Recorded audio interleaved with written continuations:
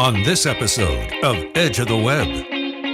Google is your new homepage, right? It is harder and harder to drive people to your website, but you need to be thinking along that Google search result is that's your homepage.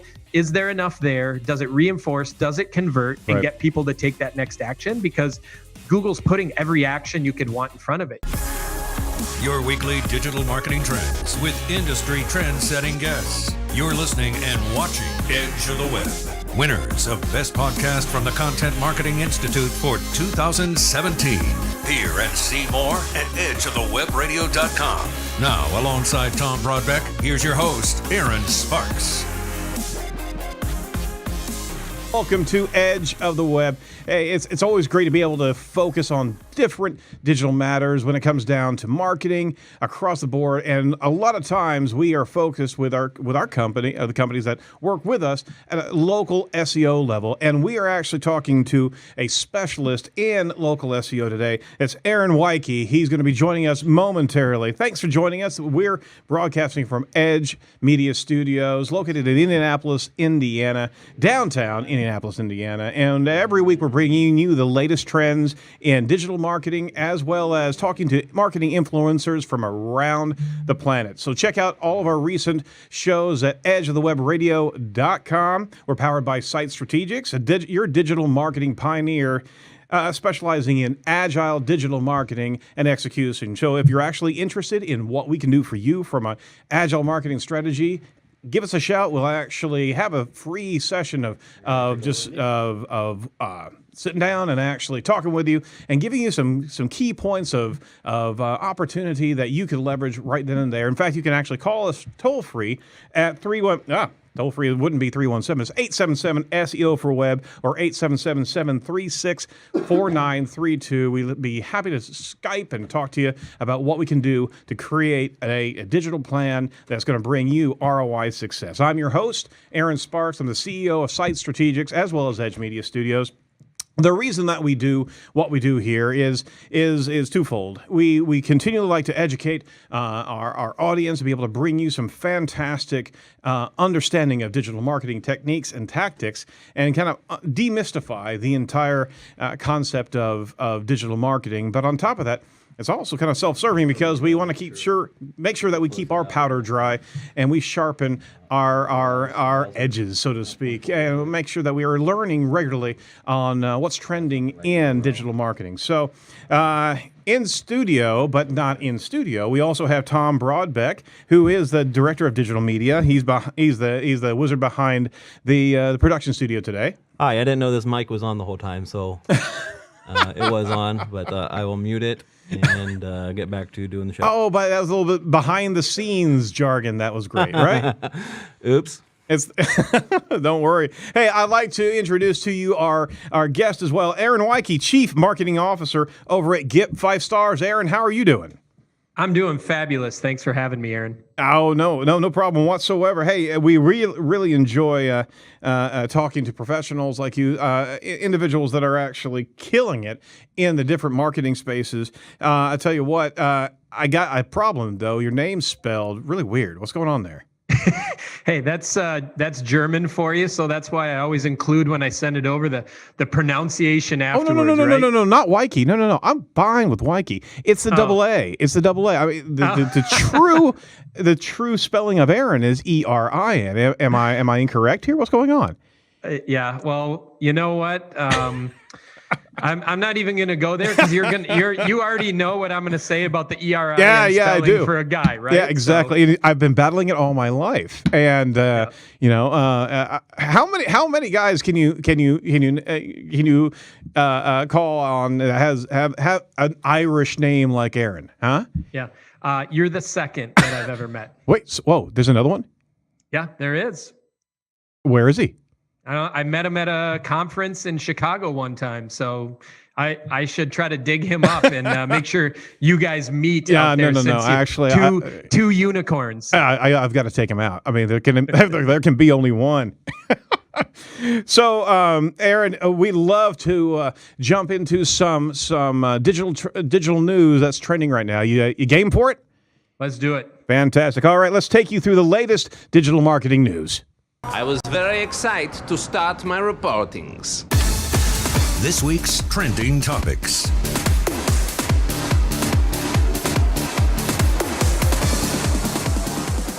All right, so we want to make sure that you know about our sponsor to the show, CoSchedule. It's a #1 marketing calendar for everything that you need to be organized. You no longer need complex spreadsheets, disconnected workflows, and endless email threads to organize your marketing calendars. With CoSchedule, everything is organized in one place, so you can create, collaborate on your projects, assign tasks, plus you can tie in social media directly into your marketing calendar. Most importantly, CoSchedule has a powerful analytics tool set so you can see your team's progress in one report. So consolidate your entire marketing strategy into one tool set today with CoSchedule. There's an offer that we're offering up on the screen, and it's to our livecast viewers as well as our podcast audience. For Edge of the Web listener, the CEO of CoSchedule, Garrett Moon, is giving away 25 copies of his new book, The 10X Marketing Formula. All you need to do is go to coschedule.com/edge of the web, and there you can download the first chapter for free and be entered to win that free book. And we've got to get our hands on that book, Tom. I mean, we've got to. And I'm springing it on him. Yeah, and next week Garrett Moon will be on the show, and so he'll be on to talk about the book. So download that first chapter, get entered to win the autographed copy, and I'll be ready to talk about that book next week. We probably need to get that book in here before he comes. I don't think it's even out yet. It's really? It's not even out till March. Oh, that's right. Well, and he couldn't ship one to us, huh? I guess not. I don't know. All right. Well, be sure to visit our sponsor, CoSchedule. Very proud to be able to have them on the sponsor of Edge of the Web. And all of our listeners, we really implore you to lift up the sponsors that are jumping onto the show. It's fantastic to be able to see them. And there's some great quality products out there. So all things considered, jump in and be able to show them some love. All right, from Search Engine Journal, Roger Monti, Facebook's local feed update, not just for news sites. So you can check out the site there. We'll pull it up on screen. So Facebook's news feed update has been reported on benefiting local news, but that's not entirely true. It's not just the news sites that actually benefit. Any website, including a blog, or local businesses can actually benefit if it meets certain criteria on publishing news that is local. Facebook itself used a local-based blog as an example of a kind of site that you can see rank higher. So some credentials there. The domain itself needs to be local and a source of news. And if you follow a page of a business that's local to you, you can also get those those feeds. And friends of those who share a local URL may see those stories higher in their news feeds. And well, Aaron, we're talking local today. So what do you think about what's changed for Facebook?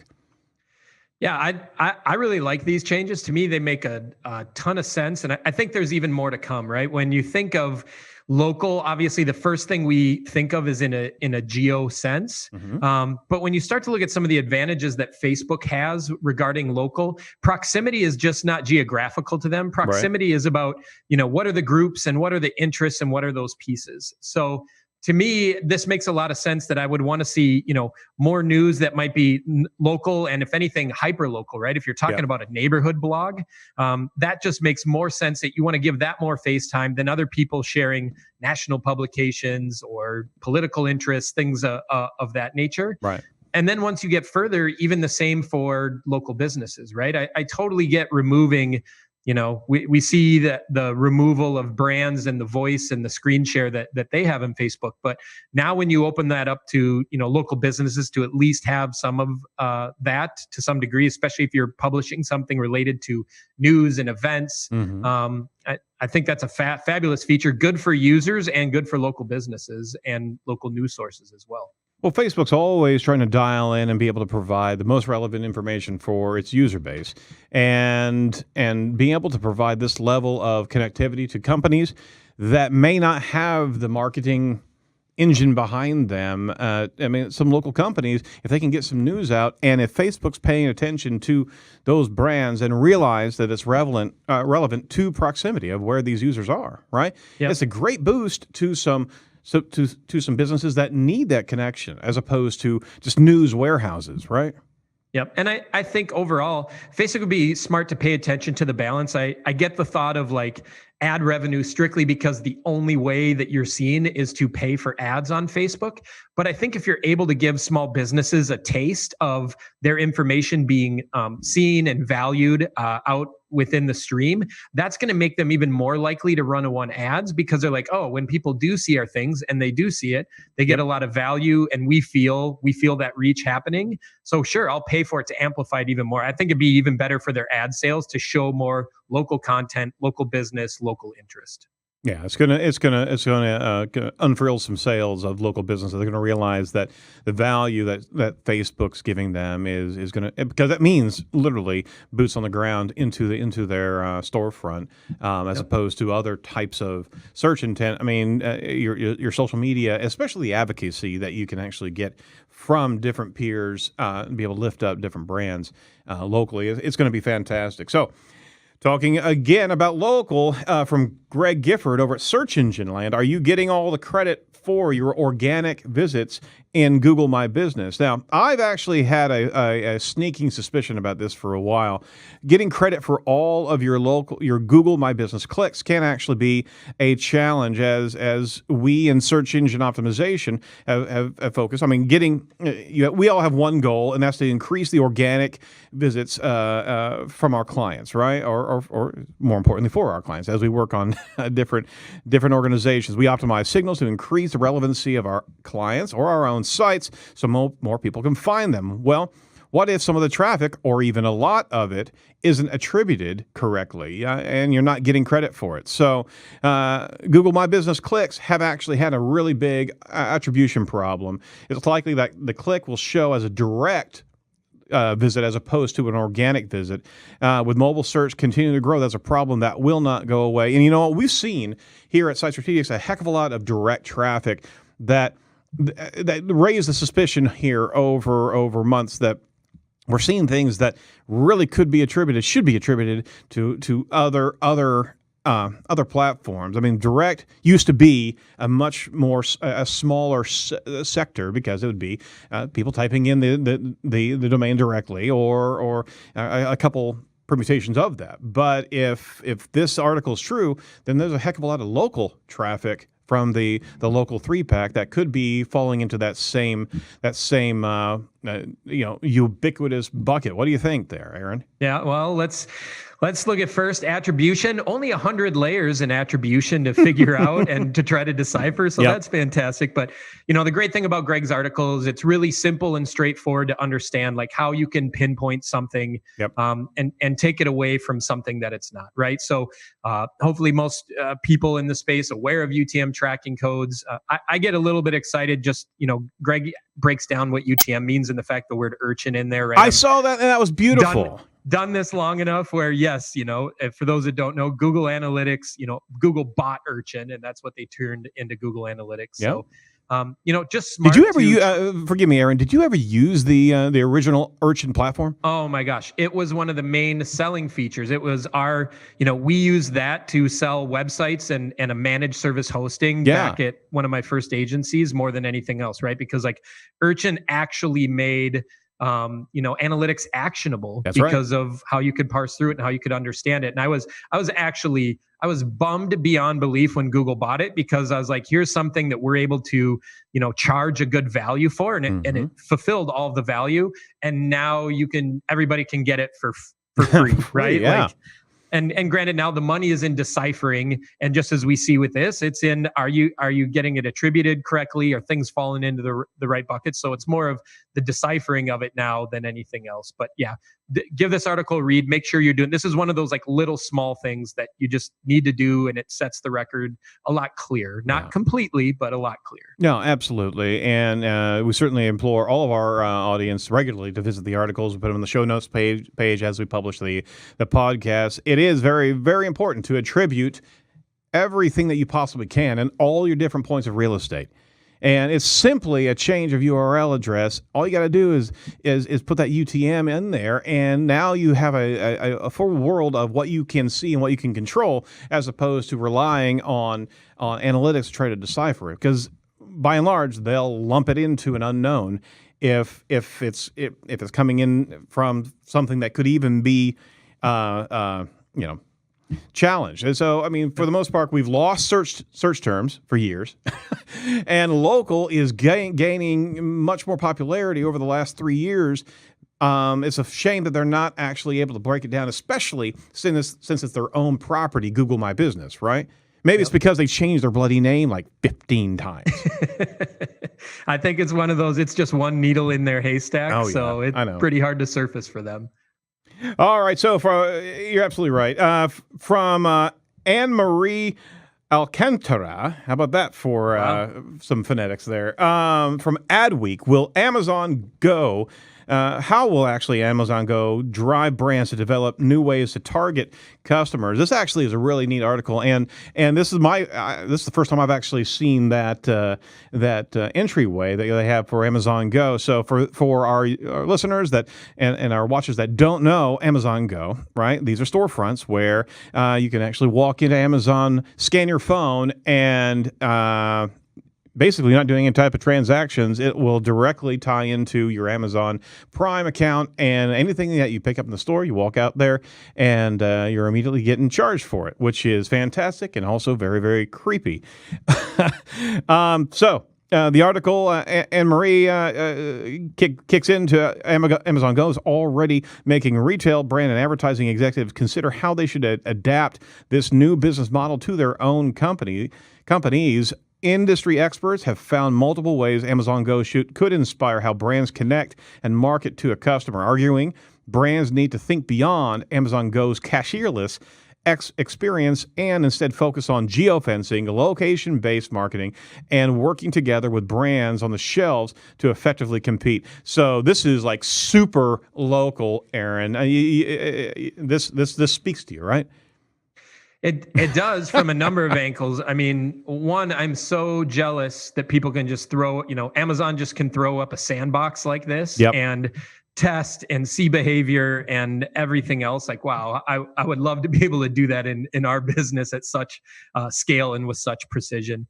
But yeah, I mean, I've really, I guess that's one area where I've been, a little disappointed in technology. I thought we would make much further strides in these personalized shopping experiences the minute the iPhone came on scene, right? If I look back, I probably wrote some, random topics that had to do with like showrooming 5, 6, 7 years ago, right? When you just realized the amount of information that you could have on your phone about a product you were standing in front of, that even the best salesperson, especially in a department store or a grocery store or an electronics store, they would never have that expertise as you moved from one place to another in the store. So I think the options here are endless. Obviously, so many different things between AI and different forms of reality just really open that up. But it's like, yeah, man, your device and all of that's there with it can just assist you so much as you move around and interface with products, and what trips off more information being given to you or giving you an offer to,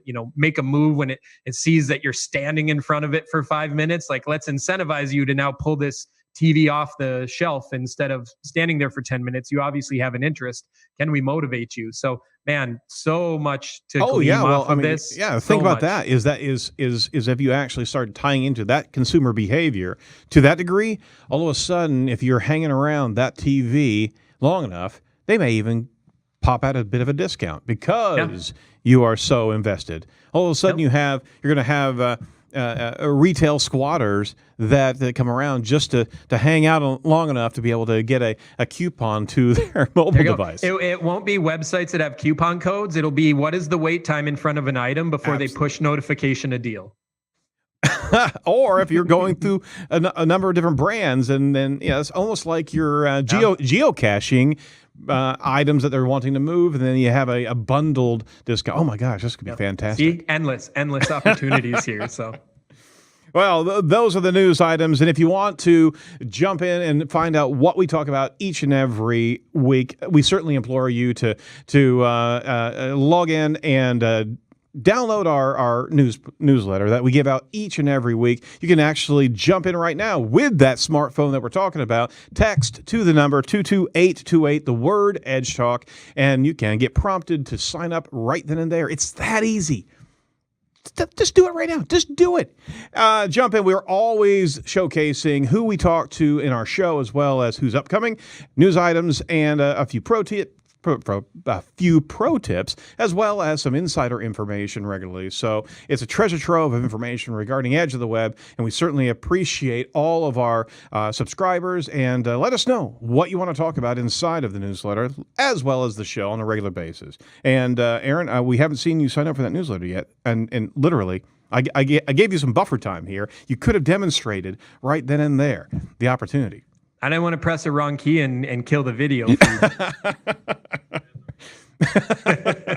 All right, so follow all our featured trending topics at edgeofthewebradio.com. Now let's deep dive with this week's featured guest. Now it's time for Edge of the Web featured interview with Aaron Weiche, Chief Marketing Officer at GetFiveStars. How's that for an intro, Aaron? I love to see my spinning head. That's fabulous. Yeah, we have it rotating on screensavers around here, by the way. So that'll break some monitors. So for our audience, we'd like to introduce you to Aaron Weiche. He's the Chief Marketing Officer over at GetFiveStars and has worked with hundreds of small businesses, as well as the Fortune 500 organizations like Allstate, United Health Group, and Timberland over the last 20 years. Hey, you're an old dog like I am. Aaron is a frequent conference speaker and is a faculty partner and presenter at local universities. So, Aaron, there's our bio for you. Why don't you give our listeners your backstory? Yeah, let's see. The pretty short version of it is in the mid to late 90s, started playing around and building simple single-page websites. Grew up in a household. My dad owned a small market AM radio station, so I had marketing and communications kind of in my blood. And yeah, started building websites, and then from there kind of grew it, and then went to work with some other guys in the local area that were actually building, and it built a server-side CMS in the early 2000s, which, man, was fabulous at the time. No more Microsoft Front Page or Contribute or something like that. So started doing that, and then since then I've kind of come in and helped grow other agencies in partner and exec roles, and then leading up till that, 2.5 years ago is when I came on and joined GetFiveStars. We're a SaaS product that's built around helping companies get customer feedback and online reviews. And that took place. I had already been friends for a long time with Mike Blumenthal, who's one of the most highly regarded people in the local search space. Been involved with him through local university, introduced through David Mim. And then Mike introduced me to Don Campbell, who's also one of the other founders of GetFiveStars. And that's where I've spent the last 2.5 years now, and really loving it. Love with the amount of businesses we get to reach out to and help. And then still very much involved with the local search community based on, we have hundreds of agencies that resell our product that are doing local search services. And then I continue to speak with local university and involved that way.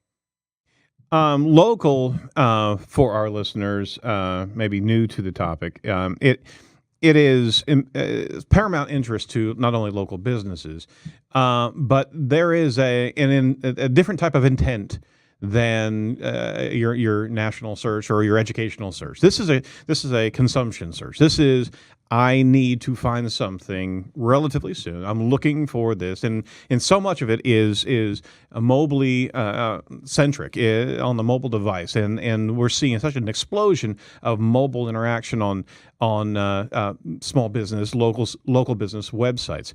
Can you kind of give us a bit of a view over our shoulder over the last few years of how local has grown in not only popularity, but just the algorithm and how things have changed? Yeah, there's a number of different components that have definitely contributed to that. To your point on intent, absolutely. The joke I throw out there: nobody's ever sitting in traffic, pulls out their phone, and randomly decides to search for some plumbers and see what's going on with plumber websites in the marketplace. So it is very intent driven.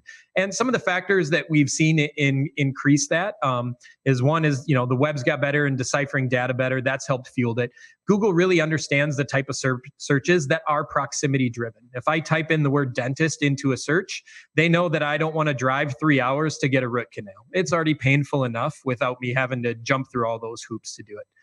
And then on the technology side for the consumer, you have a device that is really helping inform what your proximity is at all times. So if you're looking for a service provider or a product, it's in their best interest to connect you with something that has a nearby proximity. Now, based on the competition or what the results are available, that proximity could be within, a few miles. You are going to get different results for different searches that are out there. So really at the base of it is look at Google's trying to really cut some corners and already decide for you and do some filters to we want to make this easier for you. Proximity is going to matter to you.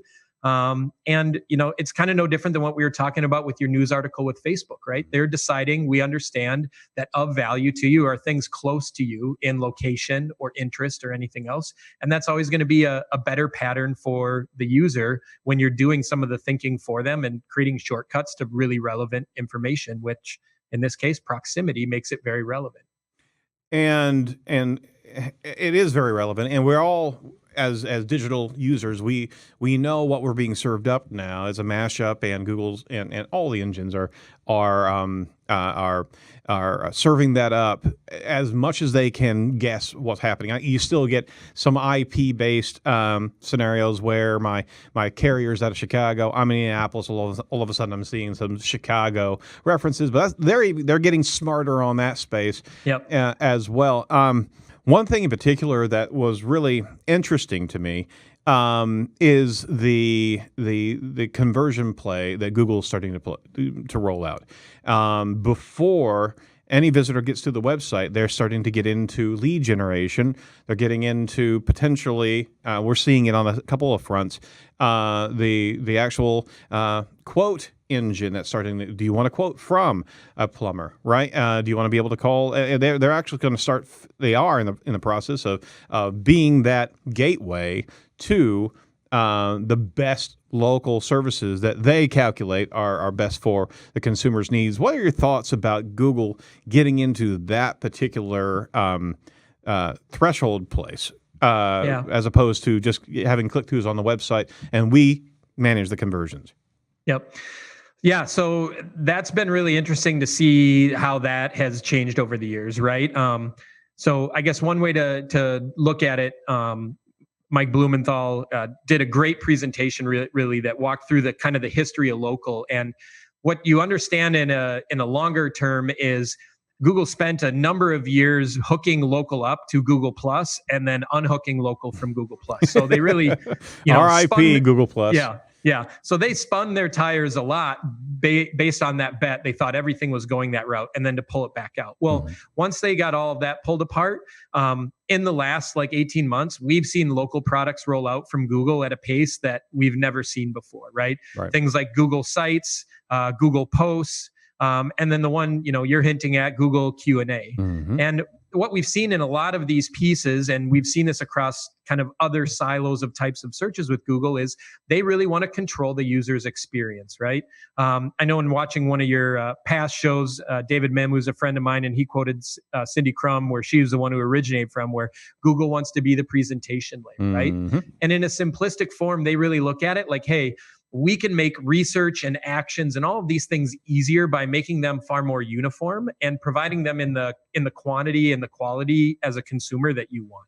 So when you get into a search result page now, the amount of information that's available on a business is really exponential to what it was 5 years ago. Yeah. It's well beyond here's the address. It's so many different micro points, from hours that are very specific and include holidays to how to contact them.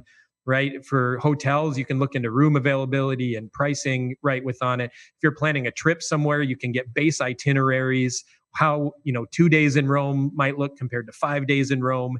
And Google's providing all this information without ever leaving their site. And when you get down to small businesses, there's even so many more pieces of this that they're scraping and assembling and helping you understand what that business is about, what their reputation is, that's where Get5Stars comes into play. And we help a ton because a ton of those local search results are involving sites that reviews are very front and center. And lastly, the latest edition that rolled out late summer in mobile and then to desktop in November is Google Questions and Answers. So Google Questions and Answers, can you explain what this is to our audience? Yeah, so if you do a brand search for your business, or you might have to include the address depending upon how common your name is, what you're trying to do is do a search that produces the local knowledge panel on the right side. So where you see your business and a lot of attributes filled out by your Google My Business profile. So a little bit lower down within that sidebar is a new section called Question and Answer.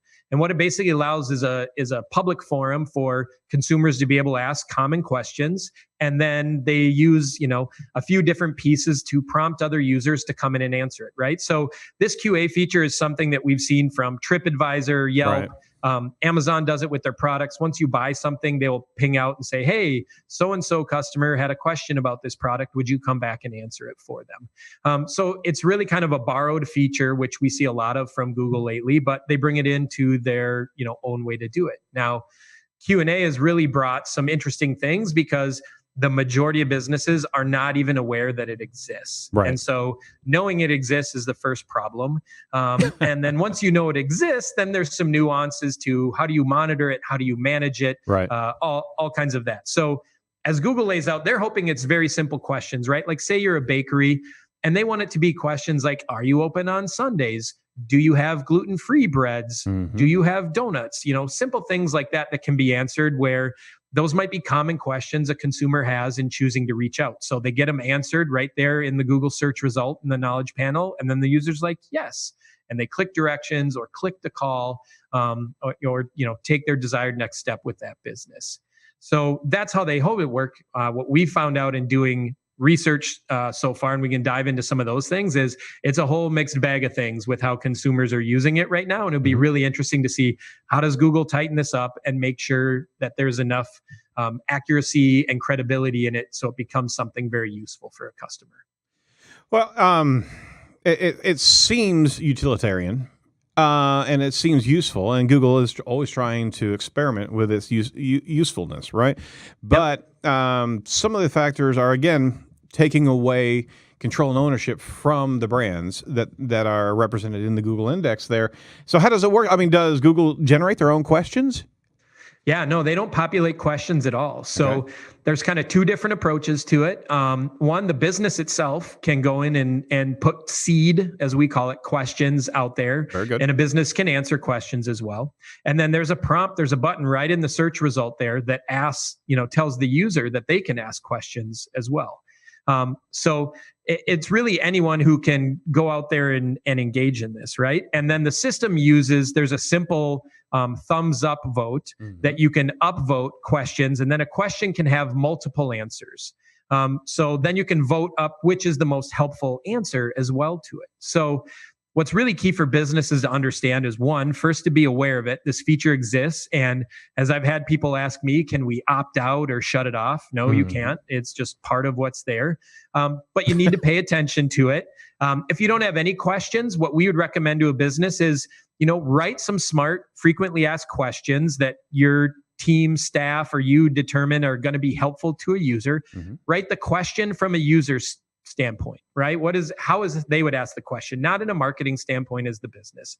And then if you want, go ahead and answer that question as you, the business, right? It'll show that it's you, the business, answering that question. It'll give like the GMB icon next to it and it'd say it's the owner that's answering it. But if you don't have any, that's a great way to get out there and set the tone and show some productive things that are out there. And with easily a couple of quick upvotes, Google will then show the first question and the first answer, if they have upvotes, right in the search result as well. So that's, again, additional real estate you can actually get up into, the search result, that if you can have the chance to control those, you definitely want to take advantage of Absolutely. That. And that goes to the larger scope of the SEO work that we do is take advantage of what Google gives you. Take advantage because, out inside of compliance work, making sure you're adhering to Search Console work and Webmasters tools. Whenever there's some pieces out there, especially whenever it's engaging to the consumer, right? Yep. And I'll still have my vote on AMP as more of an annoyance than anything else, but hey. But even that AMP is a factor towards taking advantage of the tools that Google provides you. This is absolutely a space that is not going away. They are anchoring it's that additional build of trust that consumers have to Google. And it's almost like they can offer anything out there. But in this respect, questions and answers based on a local business, that's very, very useful. And it's very easy to actually load up your Google My Business with these questions, right? And I think this is great for the Google Homes, those Google Assistants. If somebody's commonly asking, so I pulled up St. Elmo's there. I don't know if you saw that, to demonstrate the Q&A. If you have a question about St. Elmo's and it's like, is there parking near St. Elmo's? It's probably not going to be a search query for that for a rich snippet, right? Right. But if there's a Q&A section within your Google My Business page, I'm sure Google Home will be able to pull from that. Absolutely, and you could absolutely see that this is Google's way of training voice search in a more interactive way with the businesses. Is that voice search, and we've talked to a number of individuals recently. Local is going to be paramount in the voice search realm, and to be able to access some great consumer connectivity at the local level. This is it's almost a focus group that's happening online for these different businesses, right, Aaron? Yeah, absolutely. When you look at like the result as a whole for like a brand search, you really see that consumer opinion and consumer content is heavily driven in there, right? You're going to see anywhere, depending upon how well that business is doing at connecting with customers and driving reviews and things like that. You might see anywhere from 4 to 8 different types of review profiles, depending upon the business and industry that's out there, right? It's riddled with stars in the SERPs to, at a quick glance, help you understand, is this a 4-star business, a 3-star business, a 2-star business, right? Like Google's looking to help you make a quick determination. And this is just one more example. Another feature Google rolled out last year was Google Posts, right? And allow you to be able to post updates, coupons, a number of different things right to the search result page as well. It has a timing mechanism to it so that it only lasts a certain amount of time. So they want it to be relevant, consistent information that's up there. But just as you pointed out, right, like take advantage of every opportunity that Google's giving you to directly contribute to the real estate. Because even for people that look at SEO and they're like, oh my gosh, it's so much to demystify and to understand, and it's complicated. Well, Google's giving features that aren't that complicated. Q&A is putting content up there and then upvoting it. So that's really simple and straightforward with it. But the nuances to Q&A are very vast, right? So we did, there's a couple of different things that we did, because one, we found out that all of our like bigger brand clients had no way to know this, right? If you have 100 locations or 500 locations, you had no way to know like what are the questions across our enterprise. Google doesn't have a feature that's going to fill them in and tell them that yet. So we set out and we built a tool to monitor Q&A, because we realized this is another piece of your reputation. Because as we went through initially, we did a survey of about 1,700 business locations across a couple of different verticals. And what we found was some really interesting information with how it's being used, right? Big box stores like Target, Home Depot, almost 90% of those locations already have question and answers. So the consumer is already using this feature. Other consumers are answering, like the volume is there. Then when we got into, some other specific ones, like car dealers, 35% of the locations we looked at, self-storage, 23%, dental, 14%. And then what's really interesting when, as an overall, what we basically saw is about 25% of the locations we looked at as a whole had questions and answers already populated. Wow. And I would guess this is not research driven, but I would say 95% of them had no idea it was even out there. Oh my Lord. Most of the recent conferences I've spoken at, especially ones when we're speaking directly to business owners, and we ask them if anyone's heard of it, no one has raised their hand in the last 2 months. So one breakdown that's also interesting is we took like the dental locations. We're like, so what do these Q&As look like, right? And so when we broke that down, 38% had to do with like insurance, types of policies accepted, questions related to do you accept this insurance? Does this plan work? Things like that. 32% were around the services that were offered by that dentist, right? So they're very, very accurate thing. 7% were like business basics. But then you kind of got into some things that were, a little bit, there's some interpretation in it, right? Like 11% were like comments that were almost a straight up reputation comment, right? So it's not a question.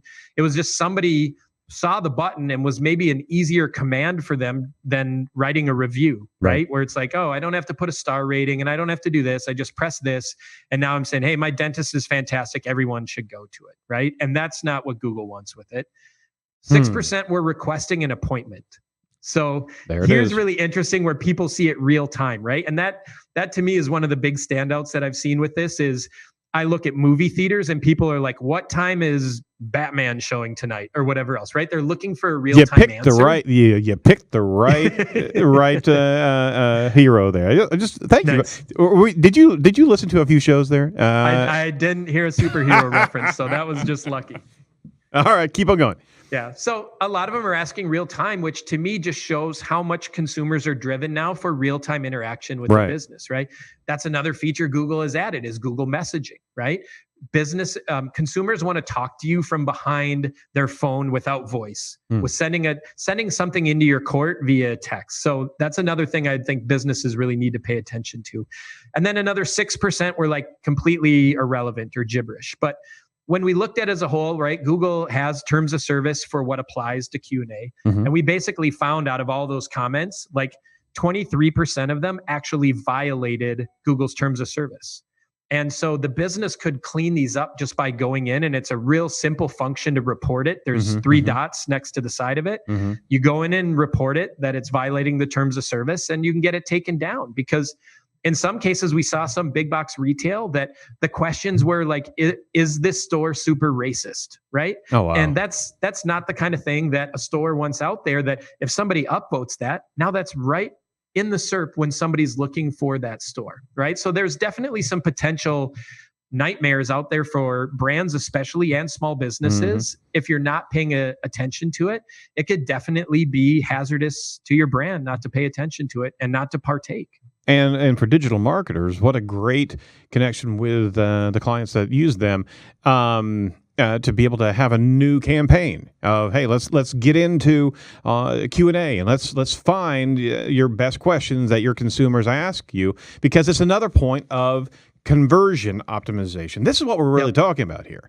Is every one of the levels of questions that you were referencing have to do with the pre-qualifications that happen, right? When customers are actually interacting on the phone. Those are some of the first questions that they are asking. So what's happening is Google's shifting it even further towards that engagement with the consumer to be able to help the businesses. But my gosh, why not load up so many great questions to be able to guide your consumers? This is a fantastic tool if it's used right. And you better believe, forgive me, you better believe that Google's paying attention to those businesses that are actually participating in this, right? Yeah, and we've really seen the uptick in the amount of consumers giving questions and answering has like doubled from November to December, right? And a lot of that can be attributed to they took it from only mobile at first, right? That's when we started watching it. And then when they rolled it out to desktop in November, like that, brought it even more on board. It solidified. That's why we made the bet and moved forward with our monitoring tool that just released last week, is because we realized then, like, okay, this is probably here to stay. This is a good bet to make. Like it's kind of made it through their initial testing. And, to your point, Aaron, you're exactly right. When you consider as an SEO, a specialist and agency over the last 10 years, right? The things you can do to gain visibility has become much tougher. That has shrunk, right? Let's just even look at results themselves. Once upon a time, you had 10 map pins to get into in a very nice tight window that as long as you got into those 10 map pins, you were getting page one visibility. Well, we all know now that's down to a map pack of 3, Right. Could even possibly be 2, right? So you've had the visibility part cut in third for those areas. That's right. And so you do have to take advantage of the conversion side, right? No matter where you're getting that visibility, you need to make the most of it, right? You need to be able to swing that user over and get them to feel like, yeah, this is the business I need to interact with because they have a great review rating. They have great reviews. When I read them, there's good detail. I see the business responds to those reviews. Here's other things consumers are asking, right? It just goes back to the consumer has all they need to make a decision in front of them without ever leaving the site. And that's where, Mike coined another beautiful thing that we are really lockstep in philosophically with how we design our software is the theory that Google is your new homepage. Right? It is harder and harder to drive people to your website, but you need to be thinking along that Google search result is that's your homepage.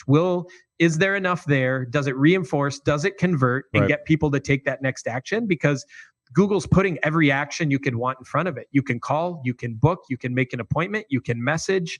All of those things they're making super easy, always located in the same spot, so you can go through that over and over again. So it's a really, really interesting theory that we're putting a lot of stock in. Aaron, I can't tell you how. I can appreciate it, but I also can't tell you part of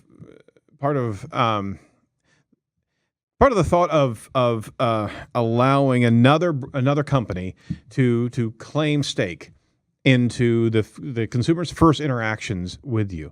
It really is you're letting go of so much control. I get it. I get what Google's doing, and I completely agree with taking advantage of those tools that are there because this is the new ecosystem. But my gosh, I mean,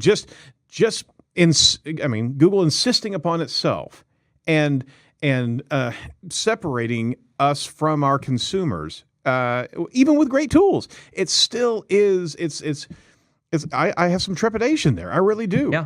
And you should. I mean, it's with anything, right? Anytime something becomes to the point in tech or anything in life where you have to say, can't live with them, can't live without them, that's a dangerous and slippery slope, right? And it is. Google has that. It is because the next step is what are they going to charge to actually ferry those leads, because we've seen tool sets that they're offering out there for inquiries for quotes. I mean, if they're actually charging a traffic toll for phone calls coming through, I mean, I don't want to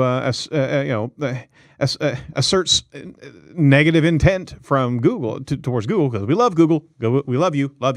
Just want to let everybody know that. But I mean, it could be it's their property, it's their sandbox, and it could very well be, down the road, it's a monetized scenario for local businesses, at least for advertising, right? I was just going to say, it's hard for me not to believe there isn't a banner or an unspoken slogan somewhere around there that is monetize everything.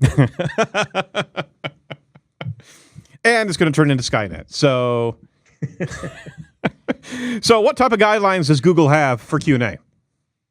Yeah, it's just has to do with your normal types of things along, privacy, language, things along that. The biggest thing I would advise people do, I don't have them memorized. So thanks for putting me on the spot with that.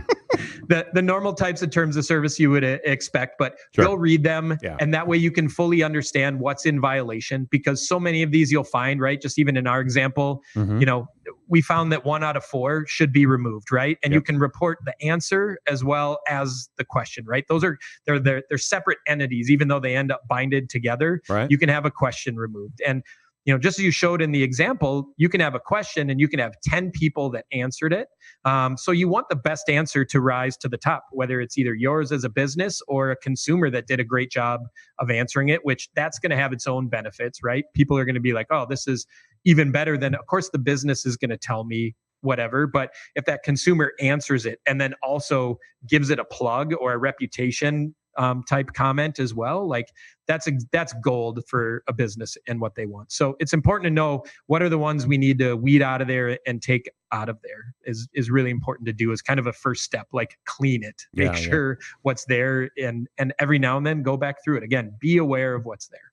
I liken this very similarly to the disavow data collection that Google is doing, and you get points for regularly performing a disavow, because it's not only for your own reputation, but you're also giving back to Google a great recon of spam sites. So in the same vein is that you could also give some recon to some rule breaking contributors out there, so they can get a beat on and be able to downplay the reviewers that are out there just graffitiing these different local businesses. A couple of our watchers on the Edgecast here, Mike Daggett actually said there's so many places to check your online reputation. We need to rank them since it's impossible to check them all. My guess is Google's on top. You actually have a tool that kind of consolidates and can review the different reputation properties out there, right? Yep. Yeah. So review monitoring as well as the Google Q&A monitoring is built into our system. You're able to, drop in the profiles and then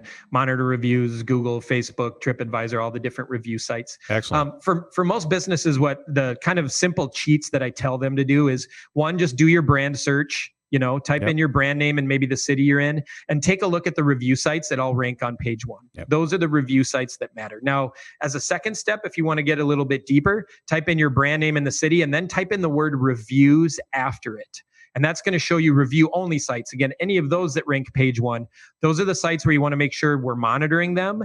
And we're, probably arriving at the point where we do something in one way, shape, or another to encourage customers to go out there and review us on the sites. That's Google easily telling you, here's what the sites are that matter. The second search is really interesting to me, just because you've seen an uptick in search volume from that.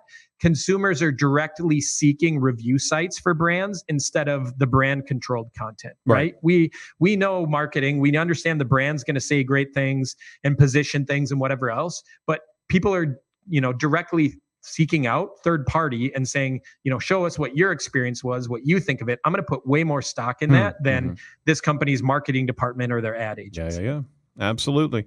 And we certainly want to check out GetFiveStars. In fact, we probably want to talk to you.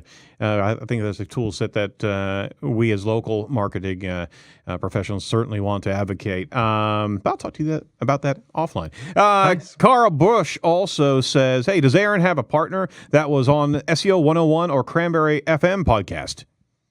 Ooh, that, I can't keep track of it. It most likely was probably Mike Blumenthal. Yep. Again, Mike, nicknamed Professor Maps. His blog is one of the most well-read in local SEO, right?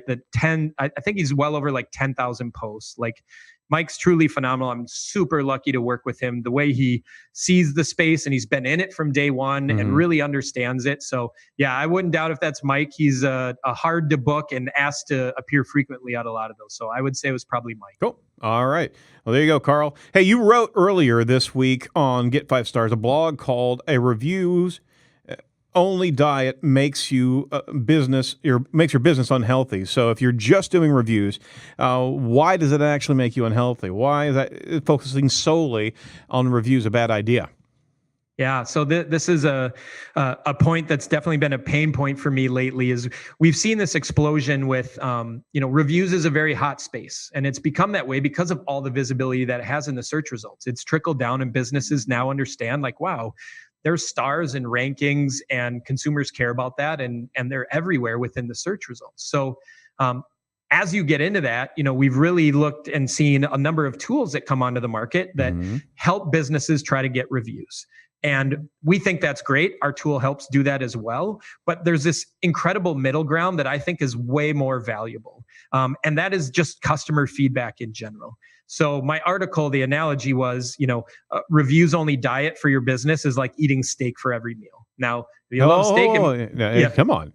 I know it might be super appealing, but let's just see how long you stay alive doing that. Challenge accepted. Yeah. So going through that, I really look at, first and foremost, a company should care about what their customers have to say more than anything else, right? Because they're going to let you know by their comments if they're going to be back to buy again, if they're going to stay loyal. Are they going to tell other customers to come and use you, which every business knows word of mouth is one of their top contributors, usually by a mile, to how their business is going to grow. Specific small survey questions and being able to understand customer service or wait times or food quality or any of those types of things are extremely important. So when I see somebody go all the way from, hey, we're going to talk to our customers, but the only thing we're going to listen to is if they write an online review, you are missing this entire middle ground that has so much value to running a better business. And in the end, I'm just a big proponent of, if you have a great business, you will get great reviews all on your own. So then when you use a tool, it's only going to accentuate all the great things you're already doing. Because really, at the end of the day, our tool isn't going to take 2-star service and turn it into a 5-star review. It's just not, right? Like that's not what it's about. But what we can help you do is listen to all of your customers, help you with ideas, fix problems, fix processes, recognize great employees, and get you great reviews at the same time. And that's really how a healthy business sees all of those areas, instead of just one little thing, and that's a review. It's customer engagement. It's listening. Yeah. It's also communicating outside of the marketing spin, outside of the structured content on the website. A local business, any business, has to be paying attention to the consumer's digital wake, not just its own, right? Yep. Well, when, a couple of easy things that I put businesses through when I talk to them, or when I'm speaking, is consider the fact that when it's easier to go and complain on Google or Facebook or Yelp than it is to contact the business, you're going to lose. Yep. And so the easy thing I equate to that is, when you go to a small business website or any business website, you will find 10 calls to action to buy, schedule appointment, talk to someone now. You will find 0 links to give feedback, right?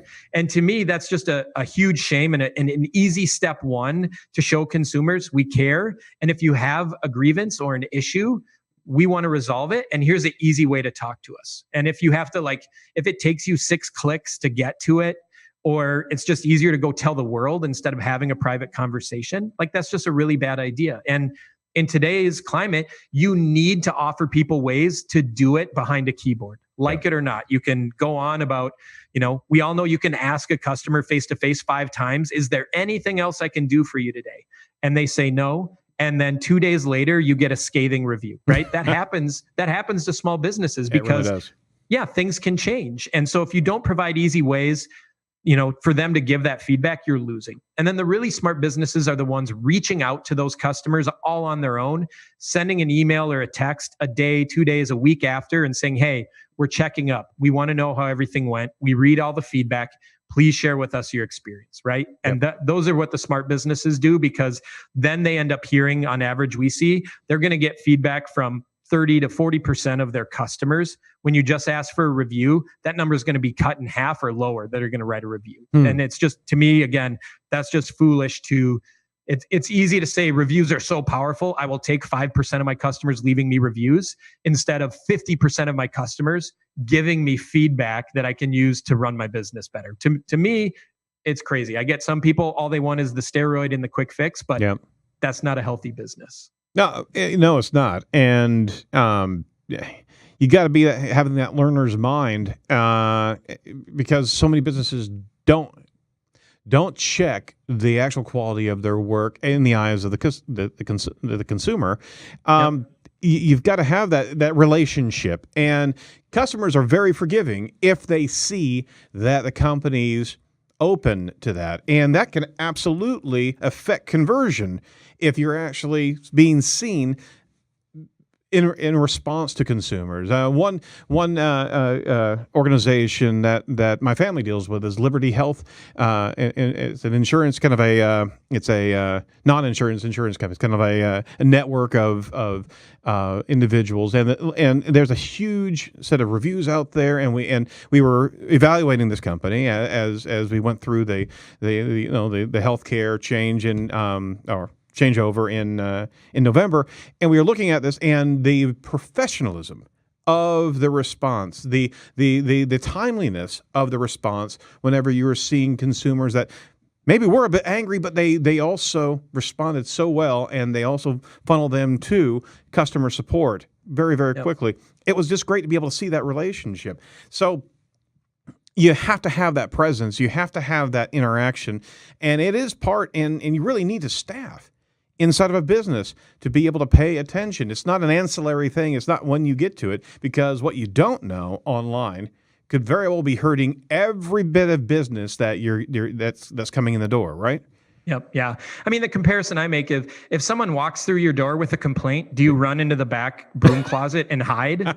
No, you don't. You deal with the problem, you deal with the customer. And you need to look at online reviews the same way and customer feedback the same way, right? I'm pretty sure it was Jay Baer who coined the phrase, like, in today's day and age, customer service is a spectator sport. Right? Mm-hmm. You have social channels, and how it bleeds into online reviews is exactly how you were citing. Like, I know plenty of consumers, you actually seek out the negative reviews to see what went wrong. Yep. And then you're also looking, does this business respond? Do they care about their customers? Do they care about a resolution? And it's not just about the one person who left that review. It's about the next 50, 500, or 5,000 that read the interaction, that read what they say and see how the business responded, right? Yeah. So important to know what's out there and respond appropriately to what's there to show that you do care about your customers and you want to deliver them a great experience. And, it's also really important that also makes me think about, we watch businesses get upset or get obsessed with a perfect 5.0 ranking. And I just think it's really important not to model things that way, right? Like, it's okay to get a 2-star or a 3-star review. It's okay. Mm-hmm. It's not what you want, but it's okay. And it's all about how you respond to it, right?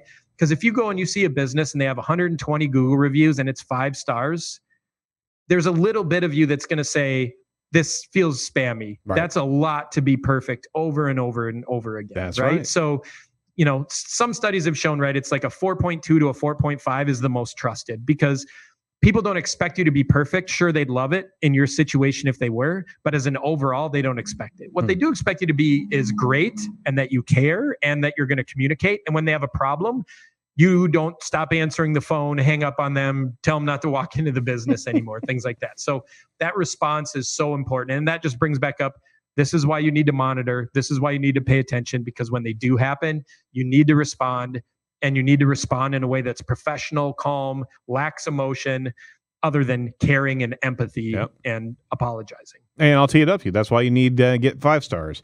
Gratuitous. How about that? I would like to think so.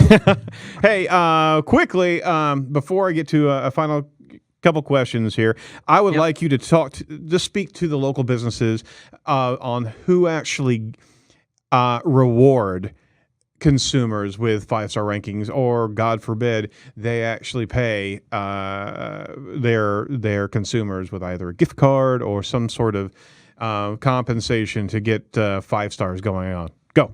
Yeah, please do not do that. Please do not incentivize rewards. So it's against FTC guidelines, because then it's a paid testimonial. That's right. It's not a review at all. So do not give them a gas card, a discount, put them into a drawing, do anything else, right? You can definitely make it easy and let them know you want reviews, and here's an easy place to leave them, but you cannot incentivize reviews at all. Now, if you're doing just a customer survey, something like that, then you can incentivize and pay them for their time or give them something in exchange. But when it comes to anything that's an online review or a testimonial, you can't do that unless you're disclosing that it is paid, right? So that's against terms of service at all the review sites, and actually against the law. More and more we're seeing, a few crackdowns here and there on larger offenders with it. But yeah, when I see that, I mean, I shared on Twitter a couple of weeks ago, I had a place where I got my haircut, and sure enough, right there was like $5 off your next haircut if you review us on Google or Facebook. Now, I can't imagine the FTC getting so bored that they're going to send a letter to my local haircut shop.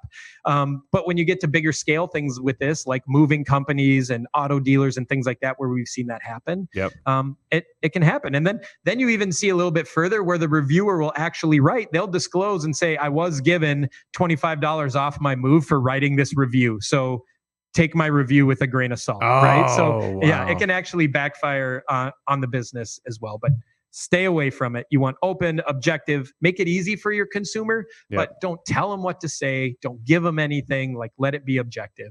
It's the best for everyone. Absolutely. Thank you very much for that. That's more like a public service announcement there. That's your daily PSA to do the right thing. The more you know. Okay, everybody? Yeah. Now, just a final note to our Edgecast watchers, Carl Bush said, hey, if someone leaves the same exact review on Facebook, Google, and the website, can that be a negative impact on SEO? No, not a negative impact on SEO. from a conversion side, it's a review that you don't want out there, right? Like that's obviously a scorned consumer, and they're willing to put everything they can into writing that. This is again where the response comes in, and you need to be smart with how you respond, showing customers like we've tried to resolve this with this customer. Here's we've reached out. Even if you're saying in the end we ended up agreeing to disagree or whatever else, you have to be smart about that. One other thing I will point out, like all of the sites have terms of service. Some are better than others about reporting reviews that are invalid. Just know it's on you as the business to prove that review is invalid, right? So if it's not a customer, if it's someone who like runs a competing business, we've seen those happen, an employee that was fired, you, the business, are going to have to prove that in the reporting process. They're not just going to take you at face value. So all of them have different ways you can click and report that review as being false or spam, but you're going to have to prove it yourself. Very good. All right. Well, Aaron, thank you so much for your time today. If I could ask you a couple quick questions, what bugs you about your industry right now?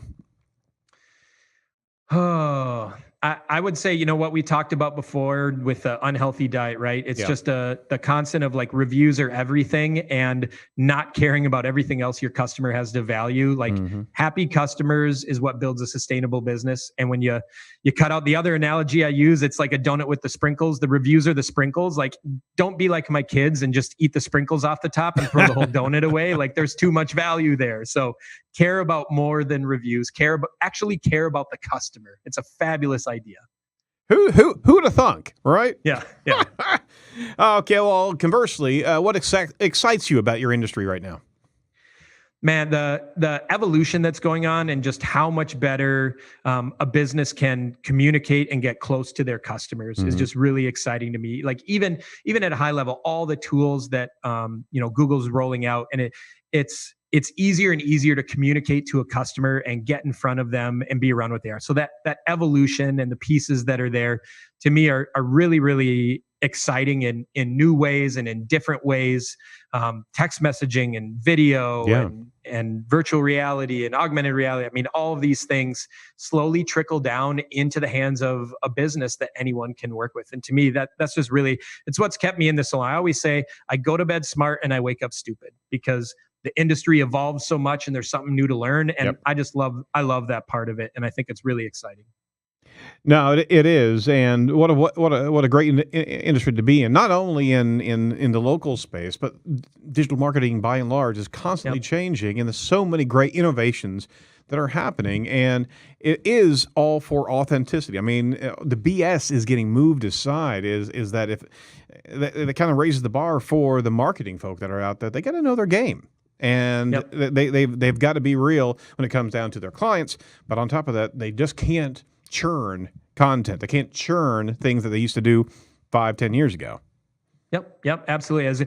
As all, as so many different things mature, you're just able to really see how much authenticity comes into it, right? Like I compare that all the time. I just recently gave a talk and it had to do with, buying reviews and doing all those kind of things. I was just like, and it was to our industry. And I was like, stop. Didn't you already see what happened with links? Absolutely. You think the same thing isn't going to happen? And it's going to happen much tighter, right? Like the penguin version for review spam is going to come along and it's going to create a ripple. And it's also going to give the industry a black eye from the things that have been done with it too. So it's silly, but hey, everybody falls victim. People love quick fixes and they'll still be around, but man, there's a lot of smart people at these sites working on ways to get rid of it. So eventually things will see some course correction. You heard it here. There will be a penalty for that comment spam. So just don't do it.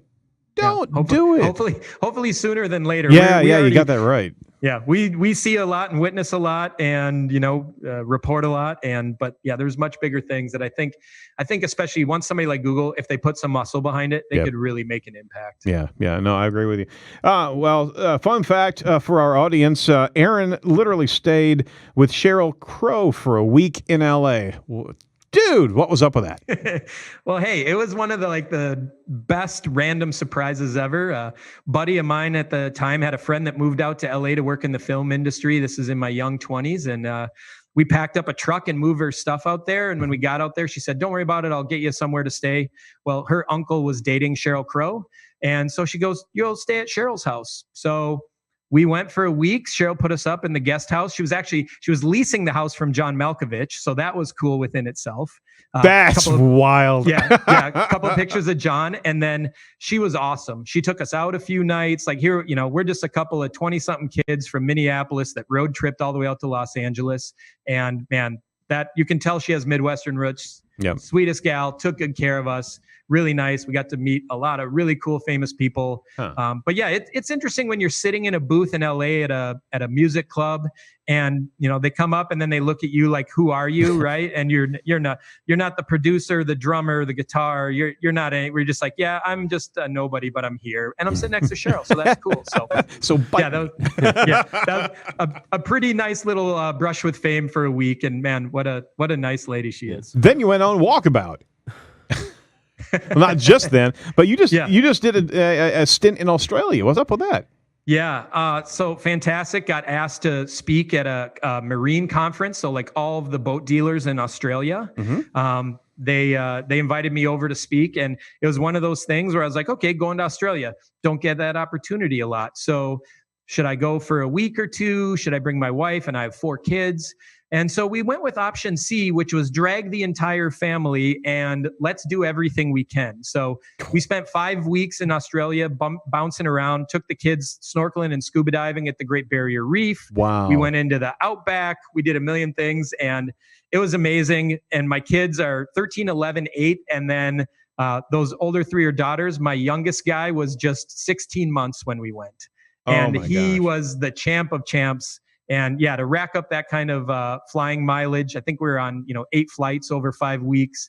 And the kid was a pro. He's ready for international travel. And yeah, it was a trip of a lifetime. It was a really great experience. And yeah, I should probably write a book or a blog on how to drag a family of 6 around Australia for well over a month and have a great time doing it. I mean, we really didn't have one single bad day out of all of it. Wow. Awesome. I have a daughter who's 16 months old right now, and I can't even imagine driving 2 hours to Ohio. Believe me, I was a little skeptical. Not without duct tape. Yeah, I travel a lot all by myself, and sometimes it's just enough to keep me in order going from place to place. So it's like, here's it. We didn't lose any luggage, and we didn't lose any kids. So it was a great trip. No, that sounds awesome. I'd love to read that book. Yes, because I've got 4 kids myself, and I'm probably going to have to edit this podcast so my kids don't hear this story, because there's just no way I could bring my crew on a trip like that. So kudos for you, man. If you ever put together a blog of tips like that, please let us know. So is there anything that we can promote for you today? I would just tell you, obviously I would love, because, in someday having to get 4 kids through college and pay for probably 3 weddings, have to make an income. So, would love if people went and checked out GetFiveStars.com. We share a ton of knowledge. Our blog is full of research. Mike blogs, I blog, Don, our other founder, blogs. We share everything we know related to local SEO, specifically around reviews and reputation. We do a monthly webinar. So we'd love to have you connect with us, find out more about the product, and see if we're a fit for you. And yeah, if anything, just enjoy all of the free content that we're willing to put out there for you. Very cool. Very cool. So check out GetFiveStars.com, as well as local advance.com. And we didn't even get into local university. We'd love to have you come back around and talk about that as well, because the education that you're putting out there is fantastic, and it is absolutely imperative for local businesses to dial this in, as well as marketers as well. There's so many digital marketers that just don't step into the local space, and it's such a shame, because that's rich engagement for their clients, right? Yep. No, here's what I would tell you. Yes, it's a lot more granular than what just, straight up SEO. It has a whole nother factor with proximity and some of the things that come into it, but it's a really fun space, and you can really make, a lot of things happen, whether it's for small businesses or you're working with a big brand that, has 5,000 or 10,000 locations. Like local comes into play very heavily for them. So yeah, we'd love to have you at if you Google local university, we have an advanced event coming up in Austin in April, and we'd love to see you at it. It's a great 1-day crash course and some really advanced tactics with it.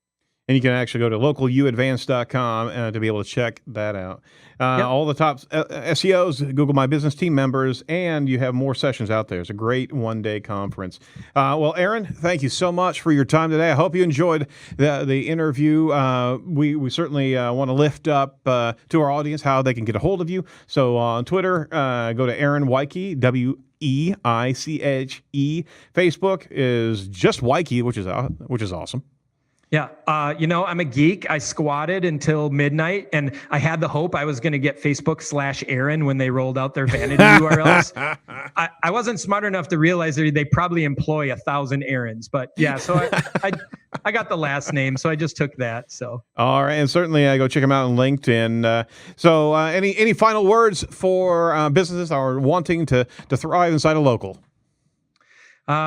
Just there's a lot of great information. There's a lot of great local SEOs that share information. So if you follow people like Greg Gifford, Joy Hawkins, David Mim, Mike Blumenthal, those are some great circles to run in. They're going to put you in front of great information if you follow them on Twitter. Cool. Events like Local University are also going to be of help. But yeah, dive in. You'll find it's a very welcoming place. We love more people getting into local, and we're very happy to share a ton of our knowledge. We want the industry to grow, so please do. You got it. All right.